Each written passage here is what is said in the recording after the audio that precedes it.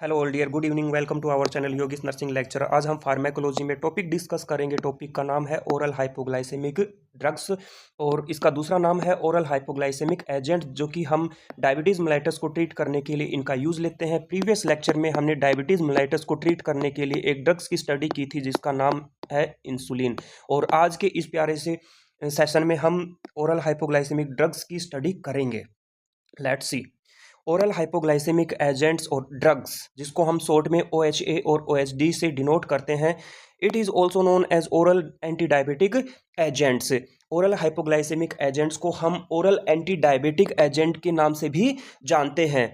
This drugs are use to treat type 2 diabetes mellitus. ये जो drugs होती है ओरल हाइपोग्लाइसेमिक एजेंट्स, जो कि हम टाइप 2 डायबिटीज मेलाइटस को ट्रीट करने के लिए यूज लेते हैं। When diet and exercise fail to control the disease, जब डाइट और एक्सरसाइज इस डिजीज को कंट्रोल करने में फेल हो जाती है, तब हम इन ड्रग्स का यूज लेते हैं।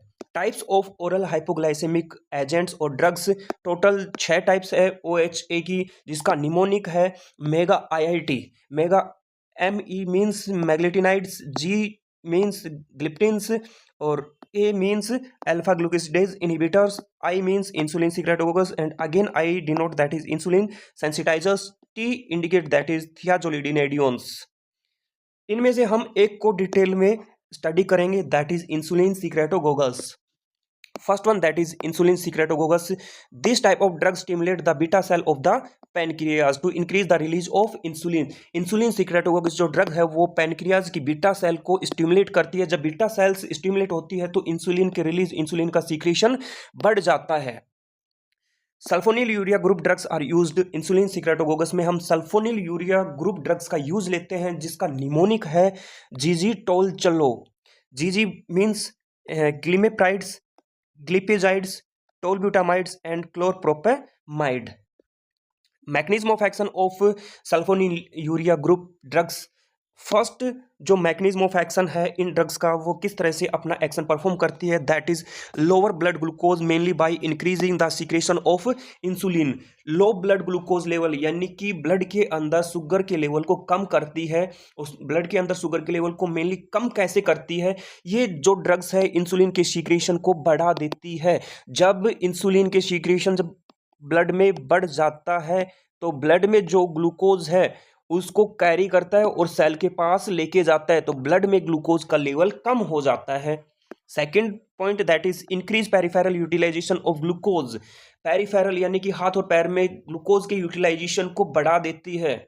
ओके, साथ में क्या करता है, decrease production of glucose in the liver. Liver से ग्लूकोज के प्रोडक्शन को कम कर देता है, यानी कि लीवर के अंदर ग्लूकोज स्टोर होती है ग्लाइकोजन की फॉर्म में।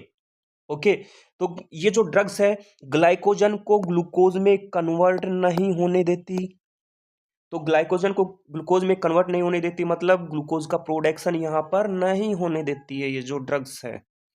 Next side effect of this drugs, first one that is hypoglycaemia. भाई ये जो ड्रग्स है वो क्या करती है, इंसुलिन के सीक्रेशन को बढ़ा देती है।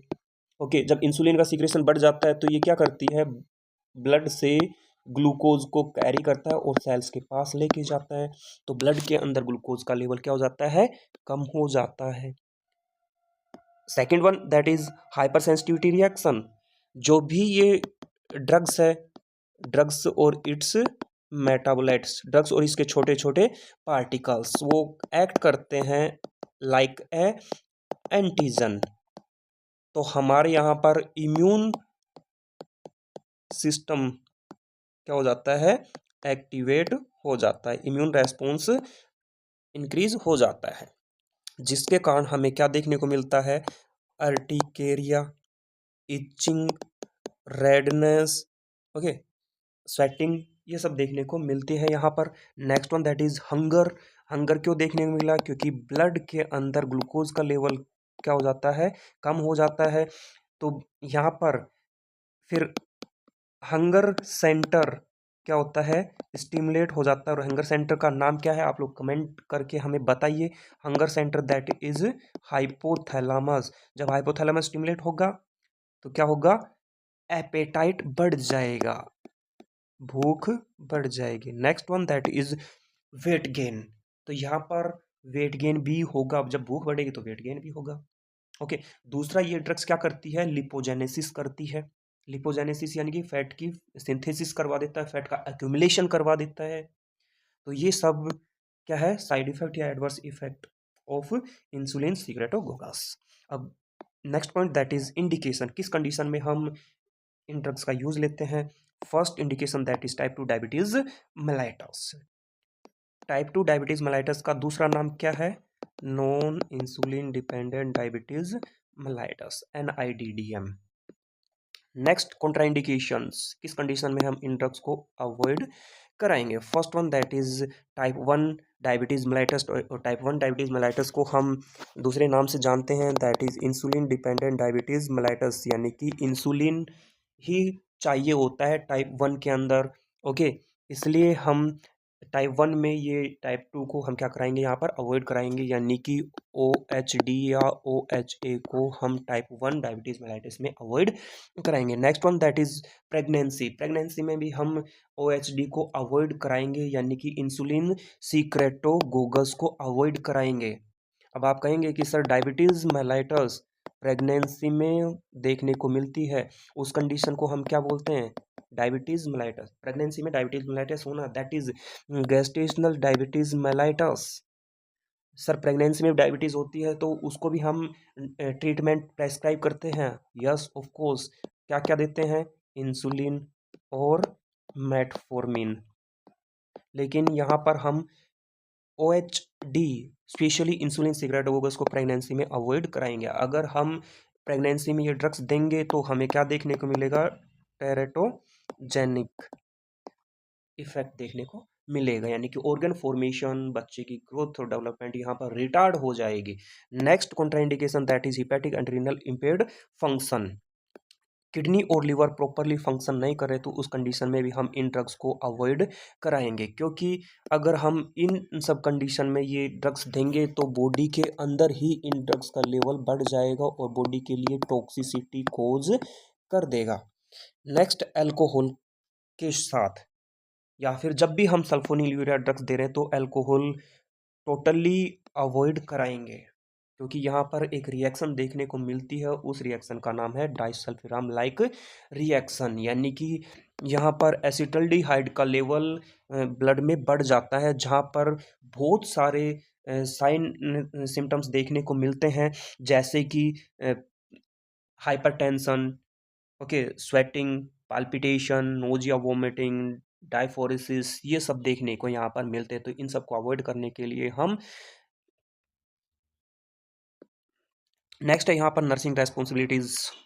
First one that is assess the patient blood glucose या blood sugar before administering the dose. Dose देने से पहले हम असेस करेंगे blood sugar level. Okay, already patient का ब्लड ग्लूकोज लेवल कम है तो फिर हम ये ड्रग्स अवॉइड करेंगे। ओके, इसलिए ड्रग्स देने पहले हमें ब्लड शुगर लेवल को असेस करना बहुत ही ज़्यादा जरूरी है। Next one that is monitor client for sign of hypoglycaemia.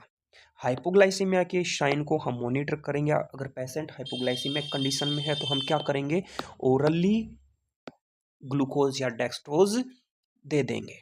Okay, next one that is administer glucose if hypoglycemia. अगर हाइपोग्लाइसीमिया हो रहा है तो क्या करेंगे, ग्लूकोज एडमिनिस्टर करेंगे। Next point that is monitor client for edema, weight gain and sign of heart failure. Patient के अंदर हम एडिमा मॉनिटर करेंगे। एडिमा क्यों देखने को मिल रहा है, क्योंकि ये जो ड्रग्स है वो क्या करवाती है, लिपोजेनेसिस कोज करवाती है। लिपोजेनेसिस फैट की सिंथेसिस, स्टोरेज ऑफ फैट करवाती है। दूसरा एपेटाइट, ओके। तीसरा फ्लूइड को रिटेन भी करवा देती है, जिसके कारण एडिमा और वेट गेन देखने को मिलता है। साथ में यहाँ पर हार्ट फेल भी देखने को मिल सकता है। Next one that is encourage client to consistently exercise and follow up appropriate dietary guideline. Patient को हम एनकरेज करेंगे, क्लाइंट को एनकरेज करेंगे कि आप कंसिस्टेंटली एक्सरसाइज, लगातार एक्सरसाइज करें, और जो भी डाइटरी गाइडलाइन है, ओके, जो भी डाइटरी गाइडलाइन है उसको भी हम फॉलो करेंगे। डॉक्टर बताएगा कि आपको ये सब खाना है और इन सब को अवॉइड कराना है, ओके, ताकि हम ब्लड ग्लूकोज के लेवल को बैलेंस कर सके, कंट्रोल कर सके। तो ये था आज का अपना प्यारा सा सेशन, दैट इज़ OHD, जो कि हम स्पेशली यूज़ लेते हैं टाइप 2 डायबिटीज़ मेलाइटस को ट्रीट करने के लिए, यानी कि टाइप 2 डायबिटीज़ मेलाइटस बोले तो non insulin dependent diabetes mellitus. कौन कौन सी ड्रग्स होती है, किस कंडीशन में यूज़ लेते हैं, किस कंडीशन में अवॉइड करते हैं, क्या इसके साइड इफेक्ट होते हैं और क्या इसके मैकेनिज्म ऑफ एक्शन होते हैं और क्या रोल ऑफ नर्स होते हैं, इन सबको हमने यहाँ पर डिटेल में स्टडी कर लिया है। तो आई होप आपको ये सेशन बहुत ही प्यारा लगा होगा। ज़्यादा से ज़्यादा लाइक करें, शेयर करें और चैनल को सब्सक्राइब करें। मिलते हैं नेक्स्ट वीडियो में। Thank you so much.